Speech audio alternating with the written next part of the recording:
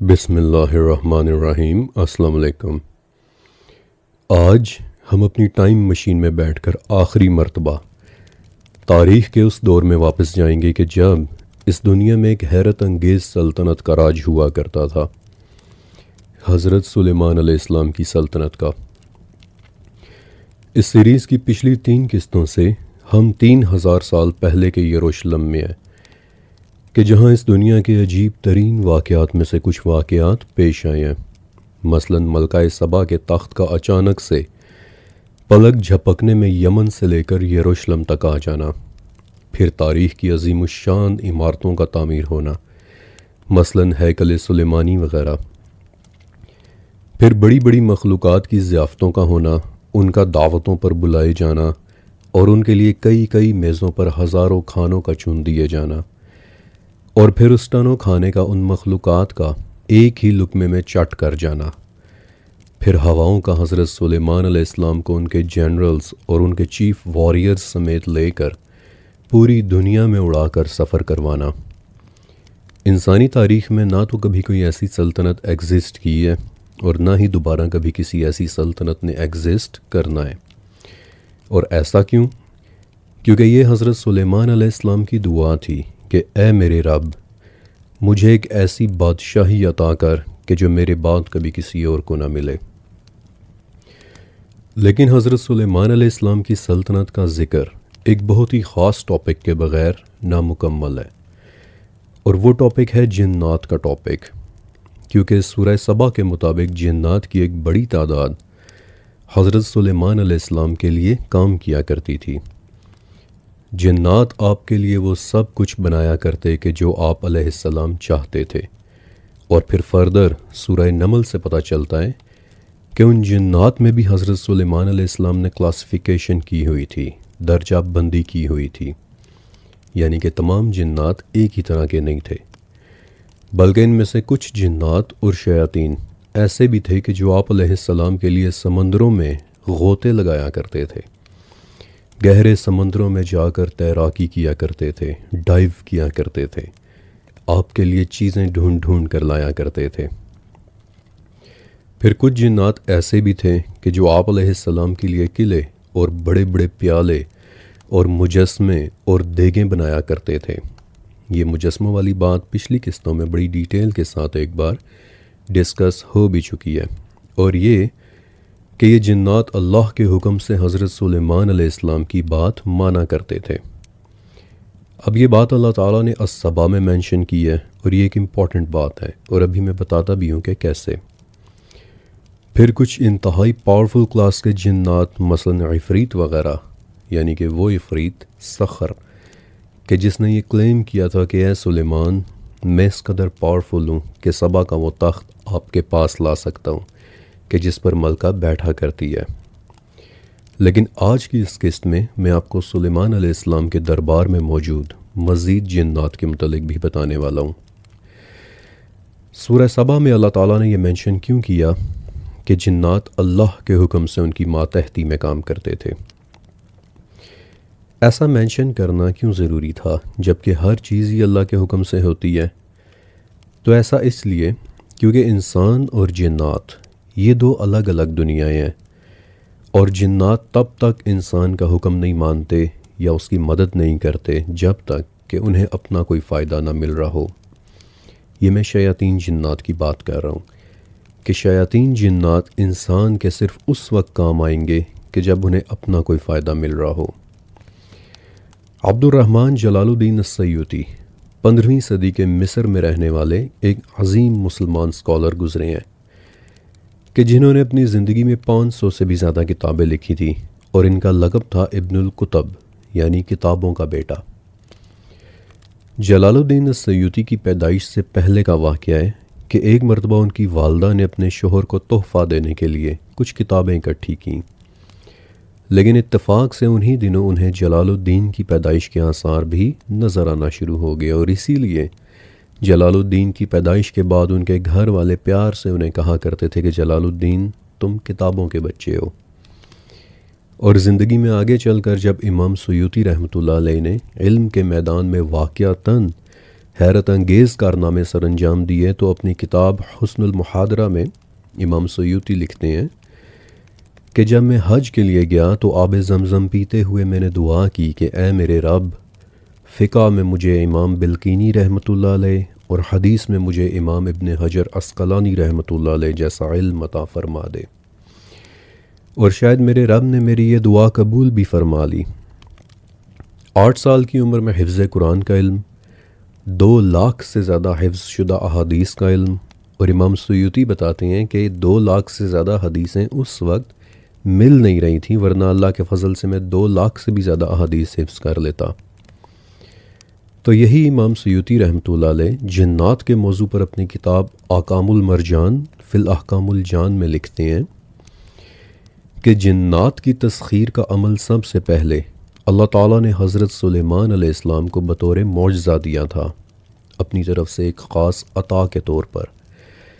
लेकिन बाद में सुलेमान अलैहिस्सलाम के इस मौजज़े को कॉपी करते हुए कुछ आमिलीन ने कुफ्रिया कलमात और सहर से मदद लेते हुए जिन्नात की तस्खीर शुरू कर दी। मसलन खलीफा मुअतज़िद बिल्लाह के ज़माने में एक शख्स रहा करता था कि जिसे लोग इब्नुल इमाम कहकर बुलाया करते थे, और कि जो काफिर जिन्नात और शयातीन को खुश करने के लिए उनकी पसंद के काम किया करता था, ताकि इनाम के तौर पर वो उसके ज़ेर असर हो जाएं।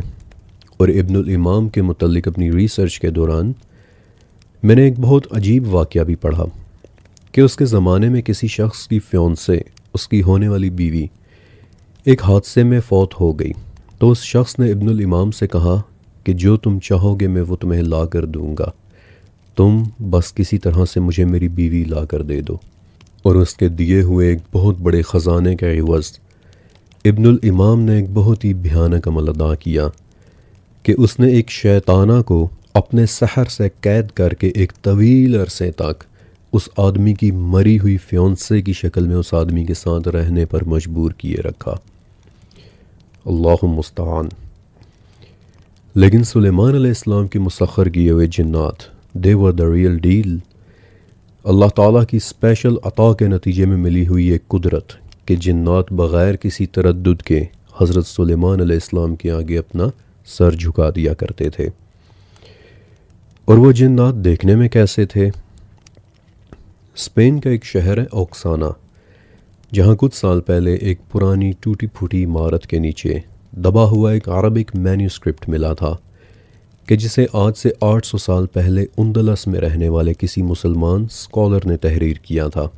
किस स्कॉलर ने, ये हमें नहीं मालूम, क्योंकि उस शख्स ने किताब पर अपना नाम दर्ज नहीं किया, या फिर यूँ कह लें कि शायद जिस सफ़े पर उसका नाम लिखा हुआ था वो सफ़ा उस खंडर के नीचे सदियां गुजारने के बाद आज हमेशा हमेशा के लिए कहीं गुम हो चुका है। बहरहाल वो मैन्यूस्क्रिप्ट आज भी ओक्साना के अंदर मौजूद है और उसे एक नाम दिया गया है, the book of deadly names, यानी जहरीले नामों की किताब। और इस किताब के अंदर बहुत ही डिटेल्स के साथ लिखा हुआ है कि कैसे सुलेमान नामी एक बादशाह नबी के सामने 72 मुख्तलिफ जिन्नात को पेश किया गया, और कैसे उन जिन्नात ने फिर बादशाह को अपनी अपनी क़ुव्वतों और ताकतों के मुतल्लिक बताया। यानी आम अल्फाज में हज़रत सुलेमान अलैहिस्सलाम के सामने जिन्नात की क्लासिफ़िकेशन की गई। अब इन जिन्नात में से कुछ की डिस्क्रिप्शन बहुत ही दिलचस्प है, और मैं आपको उनके मुतल्लिक ज़रूर बताना चाहूँगा कि सुलेमान अलैहिस्सलाम के जिन्नात में से एक जिन का नाम था अल-मज़ाहिब, और उसका ये नाम इसलिए क्योंकि उसका पूरा जिस्म सुनहरे रंग के अजीब से चमकदार, किसी तरह के अजीब से गोल्डन ग्लिटर के साथ चमका करता था।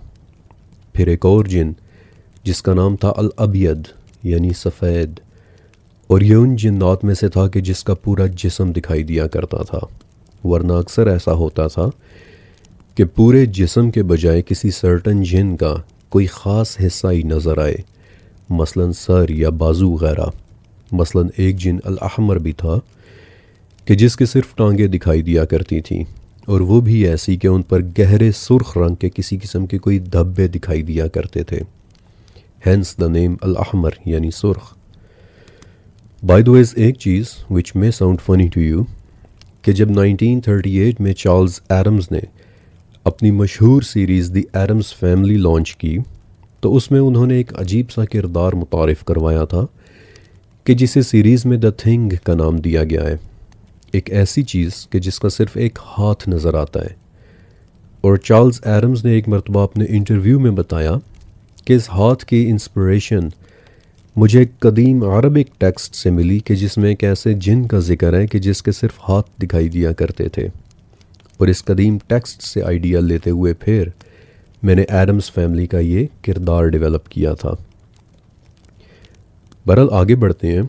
सुलेमान अलैहिस्सलाम के दरबार में एक जिन ऐसा भी था कि जिसके आने का नहीं बल्कि उसके सिर्फ जाने का पता चलता था, क्योंकि उसकी सिर्फ पीठ दिखाई दिया करती थी, बॉरकन। और ये कि उस जिन की आवाज़ बहुत गरजदार थी कि जैसे बहुत से बादल एक साथ गरज रहे हों और उनके साथ साथ कोई शेर बैठा दौड़ रहा हो, खुर्रा रहा हो। Actually if you imagine it तो it feels like a really scary thought. फिर शमोरिश कि जिसके सिर्फ पेट की एक झलक दिखाई दिया करती थी और पता चल जाता था कि शमोरिश भी इस वक्त दरबार में मौजूद है। और फिर मेहमान कि जिसके सिर्फ पाँव ही दिखाई दिया करते थे। इन तमाम जिन्नात की ये डिस्क्रिप्शन न सिर्फ अरबी के इस मैन्यूस्क्रिप्ट में लिखी हुई है, बल्कि इनका एक सेकंड रेफरेंस 9वीं सदी के एक और बहुत बड़े मुस्लिम स्कॉलर अबू फराज मोहम्मद की किताब किताबुल फहरिस्त में भी है, कि जो ओरिजिनल किताब तो आज कहीं गुम हो चुकी है, लेकिन उसकी कुछ कॉपीज़ आज भी वियना, इस्तांबुल और बर्लिन के म्यूज़ियम्स के अंदर मौजूद है। और बल्कि आज मैं आपको इस इंफॉर्मेशन का एक थर्ड रेफरेंस भी दे देता हूँ। 1089 में लिखी जाने वाली अबुल फजल अत्तबासी की किताब अशामिल फिल बहरुल कामिल, कि जिसमें मेमौन समेत उन 72 जिन्नात की डिस्क्रिप्शन बड़ी ही डिटेल के साथ मौजूद है। अलबत्ता शामिल फिल बहरुल कामिल में 72 में से एक ख़ास जिन ज़ुबआ के मुतल्लिक थोड़ी सी डिटेल ज़्यादा आई हैं। मसलन ये कि ज़ुबआ एक ऐसा जिन था कि जो मट्टी और रेत के तूफ़ान के साथ हवा में सफ़र किया करता था। फिर यही डिटेल्स हज़रत ईसा अलैहिस्सलाम के सिर्फ 100 साल बाद लिखी जाने वाली एक किताब द टेस्टिमेंट्स ऑफ सोलोमन में भी मिलती है, कि सुलेमान अलैहिस्सलाम के ज़माने में एक जिन ऐसा था कि जो हवा में मौजूद रेत के ज़र्रों की तरह यहाँ वहाँ उड़ा करता था, हंसता था, कहकहे लगाता था, लोगों को परेशान किया करता था और उसे कैप्चर करने के लिए, उसे पकड़ने के लिए फिर हज़रत सुलेमान अलैहिस्सलाम ने एक मैन हंट मिशन भेजा ताकि वो लोग ज़ुबआ को पकड़कर हज़रत सुलेमान अलैहिस्सलाम के सामने लेकर आएं। और उन लोगों ने उसे कैसे कैप्चर किया? किसी ख़ास किस्म के चमड़े से बने एक मिशकीज़े का मुंह खोलकर हवा में इस तरह रख दिया कि ज़ुबआ उस मिशकीज़े के अंदर समो गया और कि जहाँ से वो बाहर नहीं निकल पा रहा था। और यूं वो लोग ज़ुबआ को कैप्चर करने में कामयाब हो गए। और फिर ज़ुबआ के साथ क्या हुआ? सुलेमान अलैहिस्सलाम ने ज़ुबआ को इस्तेमाल करते हुए हैकल की इमारत में एक ऐसा पत्थर लगवाया कि जो बाकी जिन्नात के लिए उठाने में बेहद मुश्किल साबित हो रहा था। अब ये बात बड़ी इंटरेस्टिंग है कि सुलेमान अलैहिस्सलाम ने हैकल के एक पत्थर को उठवाने के लिए स्पेशली एक जिन को कैप्चर करवाया। हालांकि देखा जाए तो उनके दरबार में तो सखर जैसे फरीद भी मौजूद थे कि जिन्होंने मलका सबा का तख्त चश्मे ज़दन में लाने का क्लेम कर दिया था। तो फिर सखर के होते हुए सुलेमान अलैहिस्सलाम ने ज़ुबआ को ही ये टास्क क्यों दिया? तो इसका जवाब हवा में पोशीदा है। ये बात बहुत अहम है कि ज़ुबआ हवा में सफ़र किया करता था। इट अपीयर्स कि वो हवा का इस्तेमाल करना जानता था। और हवा के मुतल्लिक जामे तिर्मिज़ी में एक बड़ी ही ज़बरदस्त हदीस मौजूद है। अब वैसे तो इस हदीस को ज़ईफ़ अहादीस की कैटेगरी में रखा गया है, लेकिन एक बात याद रखिएगा कि ज़ईफ़ का मतलब गलत हदीस नहीं होता। ये एक बहुत बड़ी मिसकंसेप्शन है। लोग ज़ईफ़ का नाम सुनते ही ये समझ लेते हैं कि ये बात घड़ी हुई है, हालांकि घड़ी गई अहादीस के हवाले से बाकायदा अलहदा से एक कैटेगरी मौजूद है, मौदू अहादीस, यानी कि वो बातें कि जो अहादीस के नाम पर वज़ा की गई हों, मौदू हों। और मौदू अहादीस पर तो पूरी पूरी किताबें मौजूद हैं कि कौन कौन सी अहादीस मौदू हैं। मसलन मैं आपको चंद किताबों के नाम भी बता देता हूँ। अल-फ़वाइदुल मजमुआ फ़िल अहादीस अल मौदूआ या फिर अल आसारुल मरफूआ फ़िल अहादीस मौदूआ।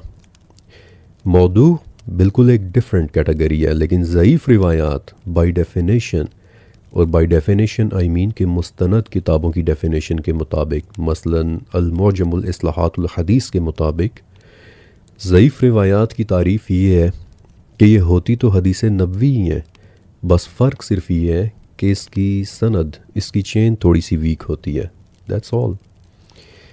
मैं जानता हूँ कि इस वक्त मैं थोड़ी सी टेक्निकल बातें कर रहा हूँ, लेकिन ये जानना आपके लिए बेहद ज़रूरी है, क्योंकि अक्सर लोग ज़ईफ़ का नाम सुनते ही कह देते हैं कि ये तो ज़ईफ़ रवायात हैं। बहरहाल अपने टॉपिक पर वापस आते हैं। जामिया तिर्मिज़ी में हवा के मुतल्लिक मौजूद उस हदीस में आता है कि जब अल्लाह ताला ने ज़मीन की तख्लीक की तो उस वक्त वो हिल रही थी, थरथरा रही थी, वाइब्रेट कर रही थी, स्टेबल नहीं थी। चुनाचे अल्लाह रब्बुल इज़्ज़त ने ज़मीन पर पहाड़ रख दिए और उनसे कहा कि इसे थाम लो, और तब ज़मीन का हिलना रुक गया। पहाड़ों की ये कुदरत देखकर, उनकी ये सख्ती देखकर फ़रिश्तों को बहुत हैरत हुई और उन्होंने कहा कि या रब, आपकी इस तख्लीक में पहाड़ से ज़्यादा ताकतवर भी कोई शय है? तो अल्लाह ने फरमाया कि लोहा पहाड़ से ज़्यादा ताकतवर है। फ़रिश्तों ने फिर अर्ज़ की कि या रब, तो फिर लोहे से ज़्यादा ताकतवर भी कोई शय मौजूद है? अल्लाह ने फरमाया कि आग। फ़रिश्तों ने फिर पूछा कि या रब, तमाम तारीफ़ें तेरे लिए हैं, तो क्या आग से ज़्यादा ताकतवर भी कोई शय मौजूद है? अल्लाह ने फरमाया कि पानी। और तब फ़रिश्तों ने पूछा कि या रब, क्या पानी ही सबसे ज़्यादा ताकतवर तख्लीक है? तो अल्लाह ने फरमाया कि नहीं, बल्कि हवा पानी से ज़्यादा ताकतवर है। और फिर आखिरी मर्तबा खौफ इलाही से आजिज़ आकर फ़रिश्तों ने पूछा कि या रब, तो क्या फिर हवा से ज़्यादा ताकतवर भी कोई तख्लीक है? तो उस वक्त रब्बे ज़ुल जलाल वल इकराम ने फरमाया कि इब्ने आदम का वो सदका कि जो वो अपने दाएं हाथ से इस तरह देता है कि उसके बाएं हाथ को भी खबर नहीं होती। Amazing right. अब इमेजिन करें कि जो सदका हम खामोशी से देते हैं, अल्लाह के हुजूर उस सदक़े की क्या शान होती है। बहरहाल आपने देखा कि हवा अल्लाह ताला की किस कदर ताकतवर मखलूक है, और ज़ुबा का हवा पर यही ज़ोर वो शय थी कि सुलेमान अलैहिस्सलाम ने उसे कैप्चर करवाने का हुक्म जारी किया ताकि वो अपनी ताकत को इस्तेमाल करते हुए उनके हैकल की तामीर के लिए बड़े बड़े पत्थर उठा सके। और ईसा अलैहिस्सलाम के ज़माने की किताब द टेस्टामेंट्स ऑफ सोलोमन में ज़ुबा का एक वाक़या ये भी लिखा हुआ है कि वो बहर अहमर यानी रेड सी की गहराइयों से सुलेमान अलैहिस्सलाम के लिए तोहफ़े के तौर पर एक अजीब व गरीब सा, एक इंतहाई बड़ा पर्पल कलर का कोई सतून निकाल कर लाया था कि जिस पर जवाहरात और कीमती जेमस्टोन्स जड़े हुए थे। और वापसी पर वो अपने साथ एक और जिन को भी लेकर आया था कि जिसका टेस्टामेंट्स ऑफ सोलोमन में नाम एबरज़ेथ लिखा हुआ है। और उस जिन का दावा था कि उसने हज़रत मूसा अलैहिस्सलाम का दौर अपनी आंखों से देखा है, यानी कि उस वक्त उस जिन की उम्र एटलीस्ट 600 से 800 साल थी। ओके, अब एक बात कि जो अपने रिसर्च वर्क के दौरान मैंने महसूस की है वो ये है कि यूँ लगता है कि जैसे वज़न उठाने वाले जिन्नात की किसी ख़ास कैटेगरी से ताल्लुक़ रखते हैं, किसी ख़ास क्लास से ताल्लुक़ रखते हैं। क्योंकि नोटिस करें कि सुलेमान अलैहिस्सलाम ने भी हैकल के बड़े पत्थर उठवाने के लिए एक ख़ास जिन को कैप्चर करवाया था। और इसी तरह पत्थर उठाने वाले जिन्नात के हवाले से एक और बहुत ही ज़बरदस्त इंफॉर्मेशन आज के दौर के लेबनान में मिलती है। आपको पता है कि इंसान की तारीख़ में बनाए गए सबसे बड़े दरवाज़े ने कहाँ पर बनना था? लेबनान में। बाय द वे ये एक एडिशनल इंफॉर्मेशन है कि जो मैं आपको सिर्फ इसलिए दे रहा हूँ ताकि आपके इल्म में इजाफ़ा हो। लेबनान किसी ज़माने में रोमन एम्पायर के पास हुआ करता था। 64 BC से फिर आगे 300 साल तक रोमन्स ने वहाँ पर हुकूमत की है, और इस दौरान उन्होंने वहाँ बहुत सारी इमारतें भी तामीर करवाई थी कि जिनके आज आपको वहाँ पर सिर्फ खंडरात ही मिलेंगे। अब इन्हीं खंडरात में से एक खंडर है कि जिसे बालबेक आर्कियोलॉजिकल साइट कहते हैं, कि जो किसी ज़माने में रोमन देवता जुपिटर का एक मंदिर हुआ करता था। अब बाल्बेक के खंडरात में एक ऐसा पत्थर मिला था कि जो वहाँ कैसे लाया गया कोई नहीं जानता, क्योंकि वो पत्थर इतना बड़ा है कि उसका वज़न 800 टन से भी ज़्यादा है। ये पत्थर मंदिर की बेस में इंस्टॉल्ड है और ये वहाँ कैसे रखा गया नोबडी नोज़, कोई भी नहीं जानता। लेकिन 800 टन वज़न वाला ये पत्थर बेसिकली 3 पत्थरों के सेट में से सिर्फ एक पत्थर था। और बाकी 2 पत्थर कहाँ थे? 1990 में दूसरा पत्थर भी मिल गया कि जो सिर्फ तराशा गया था, उसे अभी उठाकर अपनी जगह पर लगाया नहीं गया था और उस पत्थर का वज़न इनफैक्ट 1200 टन से भी ज़्यादा था, यानी पहले पत्थर से भी 400 टन ज़्यादा। और फिर 2014 में इस सेट का तीसरा पत्थर भी मिल गया और कि जो आज इनफैक्ट एक वर्ल्ड रिकॉर्ड होल्डर पत्थर है, क्योंकि उसका वज़न 1600 टन से भी ज़्यादा है, पिछले दोनों पत्थरों और आज तक मिले किसी भी पत्थर से ज़्यादा। और कोई आर्कियोलॉजिस्ट ये नहीं जानता कि उन्होंने कैसे इतने बड़े बड़े पत्थरों को उठाकर खंडर की इमारत में नस्ब करवाना था। लेकिन अगर आपने लेबनान के कदीम लिटरेचर को पढ़ा हो तो वहाँ आपको इन पत्थरों की एक बड़ी ही अजीब दास्तान, एक बैक स्टोरी भी मिल जाएगी। बाल्बेक की मुकामी ज़ुबान में इन पत्थरों का नाम है हिजर हिबला, यानी हिबला के पत्थर। और हिबला का लफ्ज़ दरअसल बहुत इंटरेस्टिंग है। इसी हिबला का मतलब होता है एक हामिला औरत। और उन पत्थरों की बैक स्टोरी ये है कि जो लेबनान के फोक लिटरेचर में मिल जाती है कि इन पत्थरों को उनकी जगह से उठाकर इमारत में कैसे लगाना है, ये राज एक ऐसी औरत के पास था कि जो हर वक्त हामिला रहती थी। और उस औरत ने एक शर्त रखी थी कि वो तब तक इन पत्थरों को उठाने का राज नहीं बताएगी जब तक कि उसके बच्चे की पैदाइश नहीं हो जाती। और उसकी एक शर्त ये थी कि जब तक उसके बच्चे की पैदाइश नहीं हो जाती वो लोग दिन रात उसकी खुराक का बंदोबस्त करते रहेंगे। इस लोक दास्तान की सच्चाई के मुतालिक मज़ीद जानने के लिए मैंने लेबनान के फोक लिटरेचर को थोड़ा सा और भी स्टडी किया था।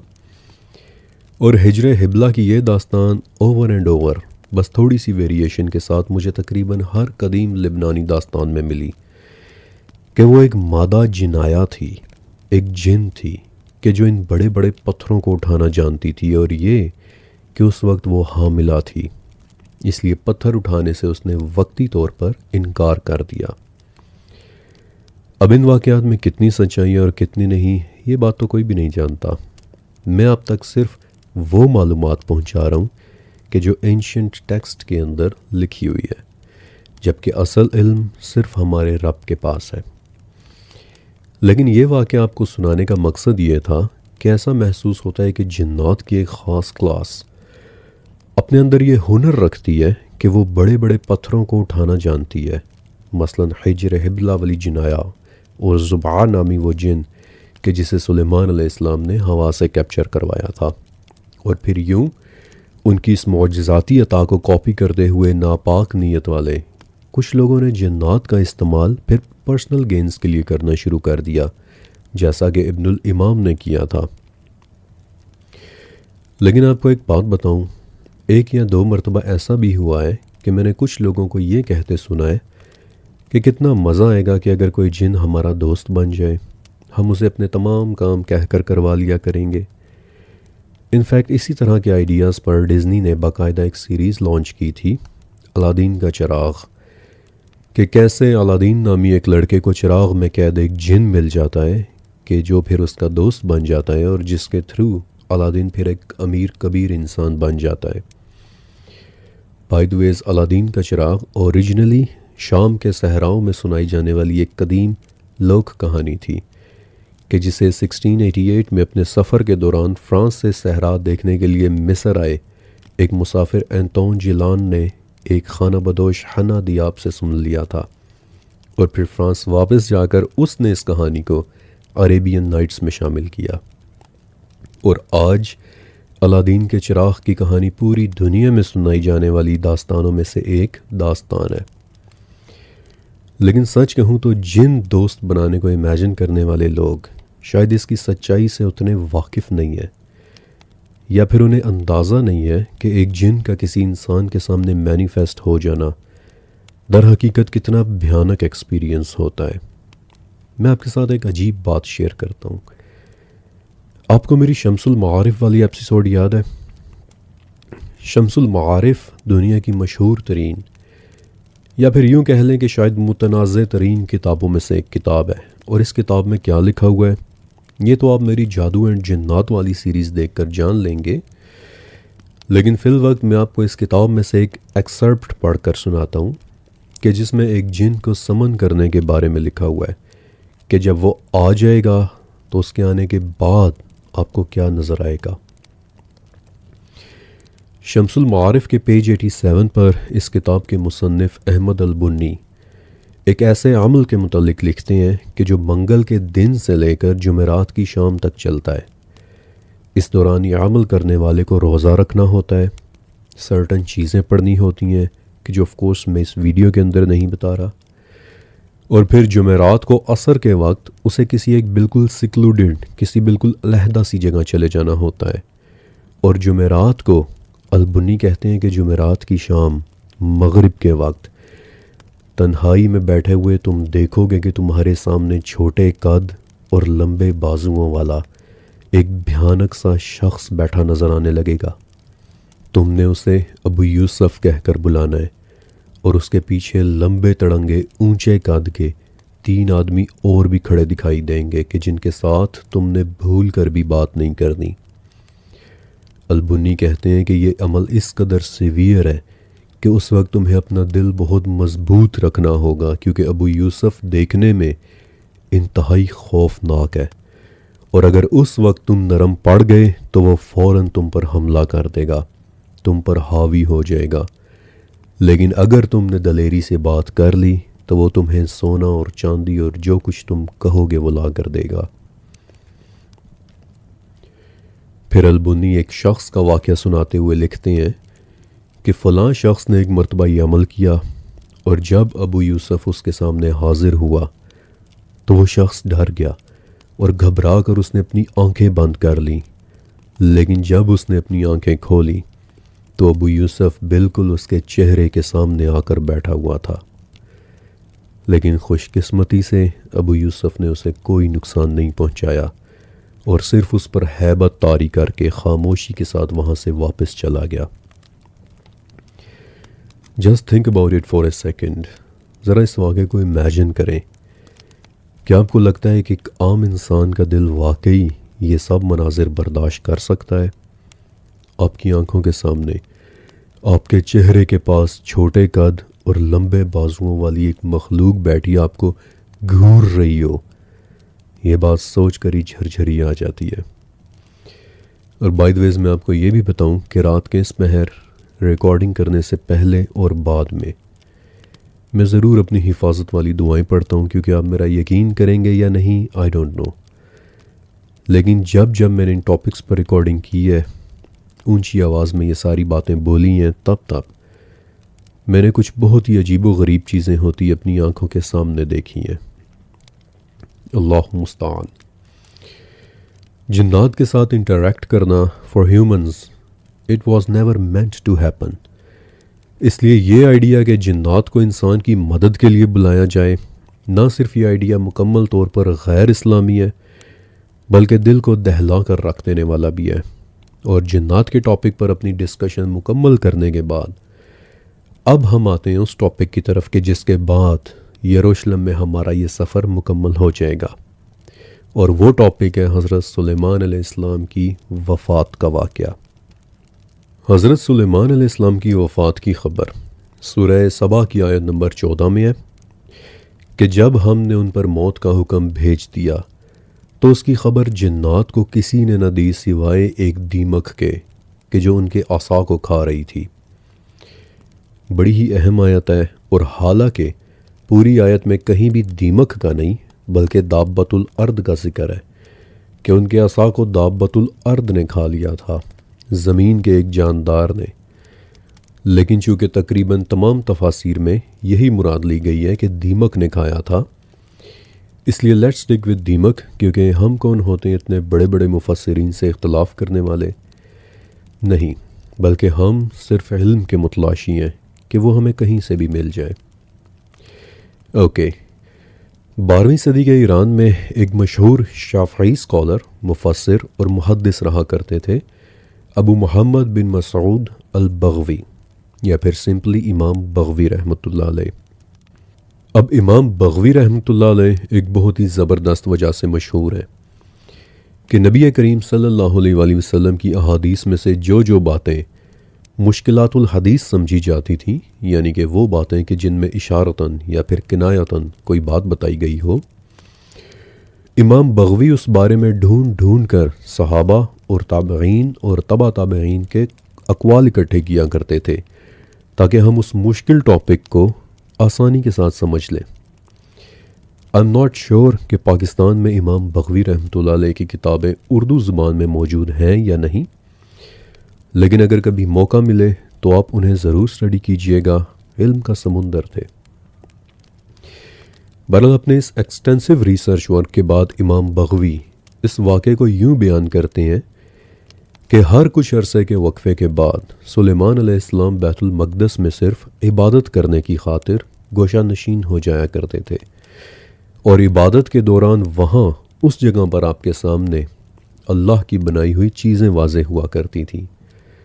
मसलन ये कि हर सुबह आप अलैहिस्सलाम के सामने एक दरख्त ज़ाहिर होता था कि फिर जिससे आप उसके ख़वास यानी कि उसकी प्रॉपर्टीज़ पूछा करते थे कि तुम्हें किस मकसद के लिए तख्लीक किया गया है, और फिर वो दरख्त या पौधा या बूटी आप अलैहिस्सलाम को बताती थी कि मैं फ़लाँ काम के लिए पैदा हुई हूँ, और अगर वो बूटी या पौधा या दरख्त खूबसूरती के लिए होता तो आप उसे काट लिया करते थे और फिर उसकी शाख को अपने एक बाग में लगा दिया करते थे।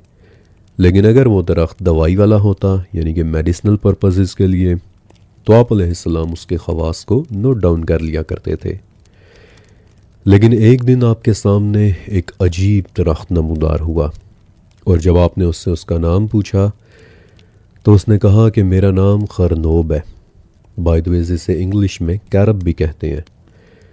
और फिर जब आपने उससे ये पूछा कि खरनोब तुम्हें किस लिए पैदा किया गया है, तो उसने जवाब दिया कि इस घर को बर्बाद करने के लिए।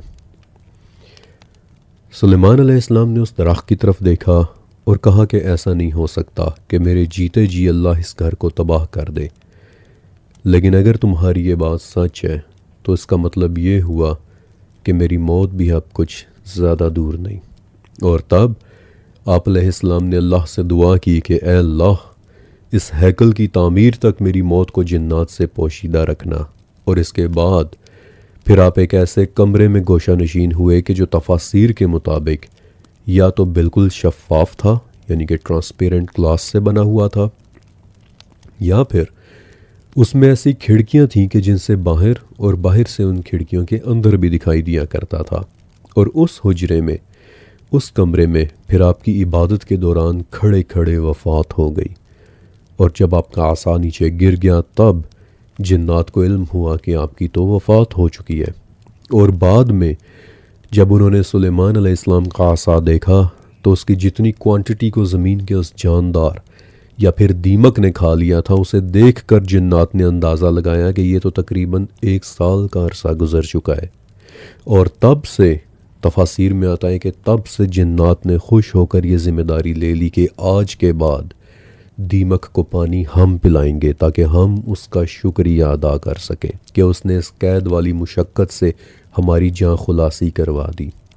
और इब्ने अब्बास वाली तफसीर में आता है कि तब से दीमक को मट्टी और पानी जिन्नात ला कर दिया करते हैं।